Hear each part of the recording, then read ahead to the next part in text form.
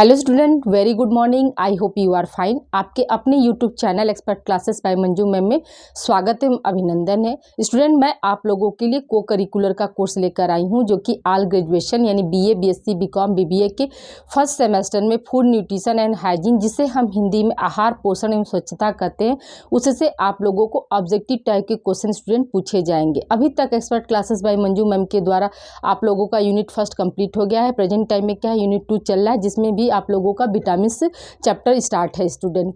तो आप लोगों को स्टूडेंट बहुत लंबा इंतजार करना पड़ा, क्योंकि बीच में क्या था, बिहार शिक्षक भर्ती के लिए कुछ हमने जनरल क्वेश्चन डाल दिए थे, जो कि आप लोगों के लिए भी उसमें से बहुत सारे क्वेश्चन जो है आप लोगों के भी एग्जाम में आ सकते हैं, जो हमारे फर्स्ट सेमेस्टर और थर्ड सेमेस्टर के स्टूडेंट हैं को करिकुलर के। ठीक है स्टूडेंट, तो अभी आज हम बात करेंगे विटामिन डी के बारे में। विटामिन डी का जो है पार्ट 1 आप लोगों का हो गया है, जिसमें हमने आप लोगों को बताया था कि विटामिन डी की डिस्कवरी कब हुई थी। तो 1922 ईस्वी में हुई थी, मैकोलम और उनके साथियों ने की थी।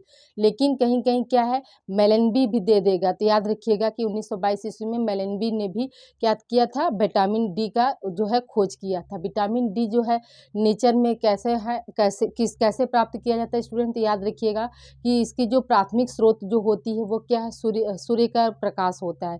ठीक है, विटामिन डी क्या होता है स्टूडेंट, तो सूर्य के प्रकाश से हमें प्राप्त होता है। विटामिन डी कैसा विटामिन है, तो वसा में घुलनशील विटामिन है। विटामिन डी के प्रकार कितने थे, वैसे तो इसके कई प्रकार, vitamin D1, D2, D3, D4, D5, D6, D7, लेकिन याद रखिएगा कि विटामिन D2 और D3 जो है ये आपके महत्वपूर्ण होते हैं। विटामिन D2 को हम क्या बोलते हैं स्टूडेंट, तो विटामिन D2 को हम क्या बोलते हैं, आर्गेस्ट्रॉल बोलते हैं या प्रो विटामिन डी बोलते हैं।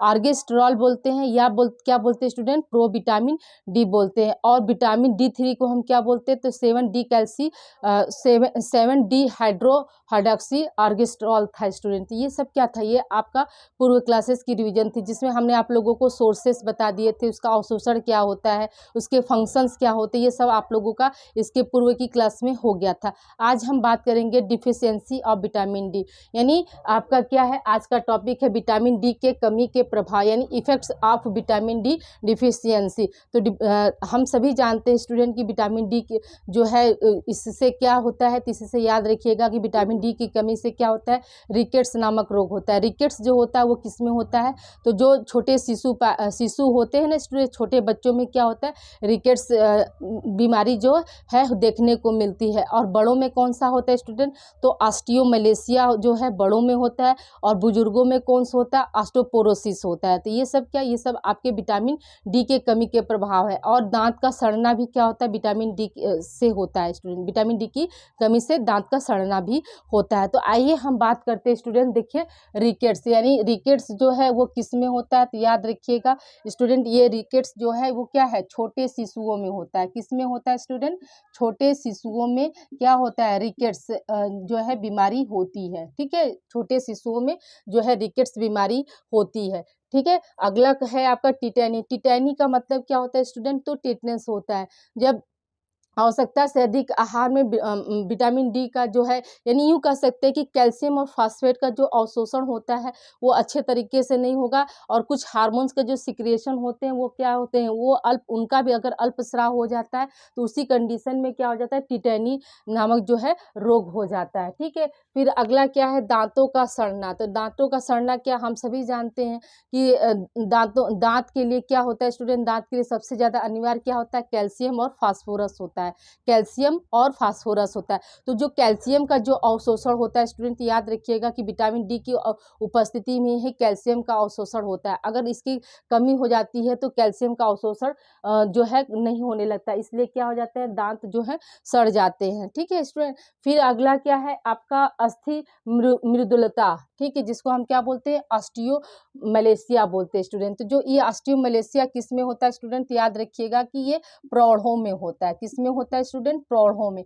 प्रौढ़ों में भी किनको होता है, ज़्यादातर किनको होता है स्टूडेंट, याद रखिएगा कि प्रौढ़ों में भी ज़्यादातर जो गर्भवती माताएं होती हैं और धात्री माताएं होती हैं, उनमें जो है ये क्या, ऑस्टियोमलेशिया पाया जाता है। ऑस्टियोमलेशिया को क्या कहा जाता है स्टूडेंट, याद रखिएगा कि बड़ों का रिकेट्स कहा जाता है। यानी ऑस्टियोमलेशिया को दूसरे शब्दों में हम कैसे कह सकते हैं, तो बड़ों को रिकेट्स। ठीक है, बड़ों को रिकेट्स कहते हैं, यानी बड़ों में होने वाला रिकेट्स रोग है। तो आपको एग्जाम में आ सकता है स्टूडेंट कि बड़ों को होने वाला रिकेट्स रोग जो है किस विटामिन की कमी से होता है, तो याद रखिएगा कि विटामिन डी की कमी से होता है। या फिर दूसरा क्वेश्चन आपको ऐसे बन सकता है कि बड़ों का रिकेट्स रोग जो है उसका दूसरा नाम क्या होता है, तो हम क्या बताएंगे, ऑस्टियोमैलेशिया, या इसी को हिंदी में क्या बोलते हैं, अस्थि मृदुलता बोलते हैं। लेकिन आप याद रखिएगा कि ऑस्टियोमैलेशिया हमेशा आप याद रखिएगा कि बड़ों का जो रिकेट्स होता है उसको हम क्या बोलते हैं, ऑस्टियोमैलेशिया बोलते हैं। एक पांचवा रोग आपका ये होता है स्टूडेंट, ऑस्टियोपोरोसिस होता है। ठीक है, ऑस्टियोपोरोसिस, ऑस्टियोपोरोसिस जी है, ये क्या है, ये जो है बुजुर्गों में होता है। किन में होता है स्टूडेंट, बुजुर्गों में। किन में होगा, बुजुर्गों में होता है। कौन, ऑस्टियो आपका पोरोसिस। ठीक है, बुजुर्गों में क्या होता है, ऑस्टियोपोरोसिस होता है। ऑस्टियोपोरोसिस के कंडीशन में क्या होता है, जो हमारे बुजुर्ग होते हैं स्टूडेंट, उनके जो हड्डियां होती हैं उनमें क्या होते हैं, छोटे छोटे छिद्र होते हैं। और क्या होते हैं, एक समय के बाद उन हड्डियों में स्पेस होने के कारण वह हड्डियां क्या होती है, भंगुर होकर मतलब झड़ जाती है। इसी को हम क्या बोलते हैं, ऑस्टियोपोरोसिस बोलते हैं। ऑस्टियोपोरोसिस जो है किस में होता है, तो याद रखिएगा कि बुजुर्गों में होने वाली विटामिन डी की डिफिशियंसी क्या कहलाती है, ऑस्टियोपोरोसिस कहलाती है स्टूडेंट। अब स्टूडेंट यहाँ पर ध्यान दीजिएगा, जो ऑस्टियोमैलेशिया है, तो याद रखिएगा कि ऑस्टियोमैलेशिया जो नामक रोग होता है वो हार्मोन्स की कमी से भी होता है। कौन से हार्मोन्स की कमी से, तो जो सेक्स हार्मोन की अगर कमी हो जाती है, जैसे पुरुषों में अगर सेक्स हार्मोन की कमी, यानी पुरुष का जो सेक्स हार्मोन कौन सा होता है स्टूडेंट, तो एंड्रोजन होता है। कौन सा होता है, एंड्रोजन। एंड्रोजन अगर इसकी कमी हो जाती है तो पुरुषों में कौन सा रोग हो जाता है, यानी मेल में, पुरुष का मतलब क्या है स्टूडेंट, मेल, तो मेल में कौन सा हो जाता है, तो सनाइल ऑस्टियोमैलेशिया होता है। ठीक है, सनाइल ऑस्टियोमैलेशिया होता है, सेनाइल ऑस्टियोमैलेशिया होता है, सेनाइल ऑस्टियोमैलेशिया होता है। किसकी कमी से, ये हार्मोन्स है, ये क्या है, मेल सेक्स हार्मोन, जो एंड्रोजन मेल सेक्स हार्मोन है। अगर मेल में इस एंड्रोजन की कमी होती है तो उस पुरुष को, उस मेल को कौन सा बीमारी हो जाएगा, सेनाइल ऑस्टियोमैलेशिया हो जाता है। उसी तरह से जो है आपका क्या है, ऑस्टियोमैलेशिया जो स्त्री में कैसे देखा जाता है स्टूडेंट, याद रखिएगा कि स्त्री में जब जब उनका मतलब मासिक धर्म बंद हो जाता है, यानी रजोनोवृत्ति जो होती है, वो कंडीशन के बाद क्या होता है, उनका जो फीमेल जो सेक्स हार्मोन जो होता है उसका क्या होता है, सिक्रेशन कम हो जाता है। तो फीमेल सेक्स हार्मोन कौन सा होता है स्टूडेंट, याद रखिएगा कि फीमेल सेक्स हार्मोन कौन सा है, एस्ट्रोजन है। ठीक है, फीमेल सेक्स हार्मोन कौन सा है, एस्ट्रोजन है। तो जब ये विटामिन डी की कमी, जब विटामिन डी की कमी हो जाती है, या यूं कह सकते हैं कि हार्मोन्स की कमी होने से क्या होता है, फीमेल में जो है ऑस्टियोमैलेशिया हो जाता है। और उस कंडीशन में क्या होता है, जो फीमेल सेक्स हार्मोन यानी एस्ट्रोजन का जो है सिक्रेशन क्या होता है स्टूडेंट, कम होने लगता है। तो ये क्या है, कुछ हार्मोन से की कमी से भी क्या होता है, ऑस्टियोमैलेशिया होता है स्टूडेंट। ठीक है, और ऑस्टियोपोरोसिस भी होता है। ठीक, ओके, आई होप यहाँ तक आप लोग को क्लियर हो गया होगा। अब हम बात करते हैं स्टूडेंट रिकेट्स की। ठीक है, सिम्टम्स ऑफ रिकेट्स। तो देखिए मतलब जो छोटे बच्चे होते हैं उनमें अगर विटामिन डी की कमी हो जाती है तो उनको क्या होता है, रिकेट्स रोग हो जाता है। तो उनके सिम्टम्स क्या होंगे, तो देखिए शिशुओं में खोपड़ी का अग्रभाग, यानी जो फ्रंटल भाग है, ये जो हड्डी होती है वो क्या होती है, उसमें देरी से भरता है। ठीक है, यानी यहाँ पर गड्ढा सा दिखाई देगा, जो फ्रंटल भाग जो होगा वो गड्ढे में होगा, और वहाँ पर क्या होगा, जो मांसपेशियाँ ये सब जो चढ़ती हैं, या बोन्स का जो डेवलपमेंट होता है वो क्या होता है, देरी से होता है। फिर क्या है, दूसरा क्या होता है, बोन्स कोमल हो जाते हैं। ठीक है, तीसरा क्या होता है, पैर के आकार कमान, कमान का मतलब तीर धनुष। ठीक है, तीर धनुष जैसा, यानी जिसे हम क्या बोलते हैं, बोलेक्स बोलते हैं, कमान जैसे हो जाते हैं जिसे हम क्या बोलते हैं, बोलेक्स बोलते हैं। आपको क्वेश्चन बन सकता है कि बोलेक्स, ठीक है, ऐसे क्वेश्चन आपको दे देगा, बोलेक्स यानी धनुषाकार। ठीक है, हिंदी में इसको क्या बोलते हैं, कार बोलते हैं स्टूडेंट, धनुषाकार पैर बोलते हैं। धनुषाकार पैर जो है किस विटामिन की कमी से होता है? तो याद रखिएगा कि विटामिन डी की डिफिशियंसी भी है, और आपको क्या है, एक मिनरल्स हम लोग जानते हैं कैल्शियम, ठीक है। तो कैल्शियम याद रखिएगा, मेरी बातों को आप ध्यान से सुनिए स्टूडेंट, जो विटामिन डी की डिफिशियंसी होती है वही क्या है, कैल्शियम की भी डिफिशियंसी होगी। तो जो बो लेग्स है तो वो किस विटामिन की कमी से होगा? तो याद रखिएगा कि क्या है, ये रिकेट्स विटामिन डी की कमी से होता है।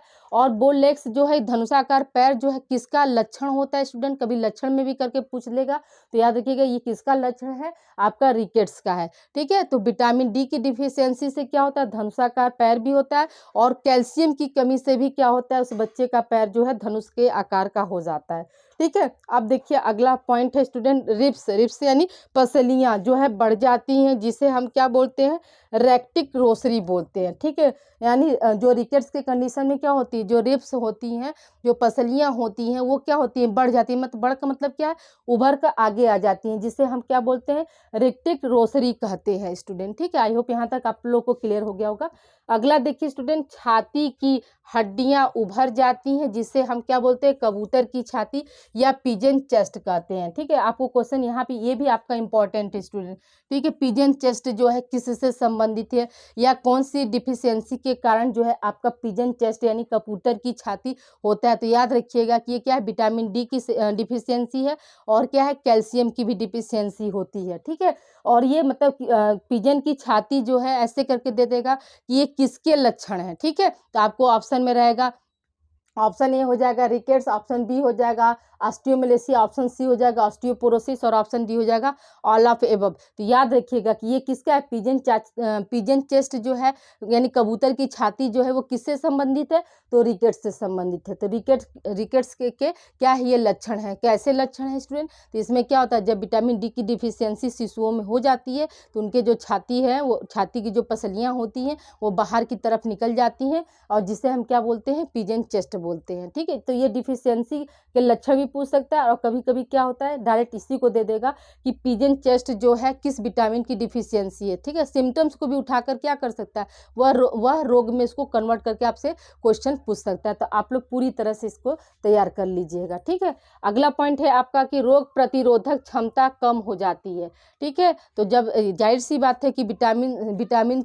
डी जो है क्या है, हमारे लिए अनिवार्य विटामिन की तरह होता है। मतलब इसकी क्या है, बॉडी में जो रिक्वायरमेंट होती है थोड़ी होती है, लेकिन ये काम क्या कर रहा है, बड़ा बड़ा कर रहा है। तो जो इससे क्या होता है, रोग प्रतिरोधक क्षमता भी कम हो जाती है, और क्या दांतों का जो है समुचित विकास भी नहीं हो पाता है, ठीक है। यानी दांतों के डेवलपमेंट के लिए हम सभी जानते हैं स्टूडेंट कि बोन्स और जो टीथ होते हैं उनके डेवलपमेंट के लिए क्या है, विटामिन डी की जो है आवश्यकता अधिक होती है। अभी मैंने आपको बताया ना कि विटामिन डी क्या है, कैल्शियम से कोरिलेट करके आप पढ़िएगा। जो भी ये सारे जो डिजीज हैं जितने भी, जैसे आपका रिकेट्स हो गया, ऑस्टियोमेलेसिया हो गया, ऑस्टियोपोरोसिस हो गया, बोलेक्स हो गया, रेक्टिक रोसरी हो गया, कबूतर एक की छाती यानी पिजन चेस्ट हो गया, ये क्या है, ये आपका विटामिन डी की डिफिशियंसी भी है, और मिनरल्स में किसका है, कैल्शियम का भी डिफिशियंसी है, ठीक है स्टूडेंट। तो आई होप यहाँ तक आप लोग को समझ में आ गया होगा। तो ये आज क्या है आपका स्टूडेंट, विटामिन डी भी आपका मेरे द्वारा कंप्लीट हो गया। और अब अगला जो लेक्चर रहेगा स्टूडेंट आपका विटामिन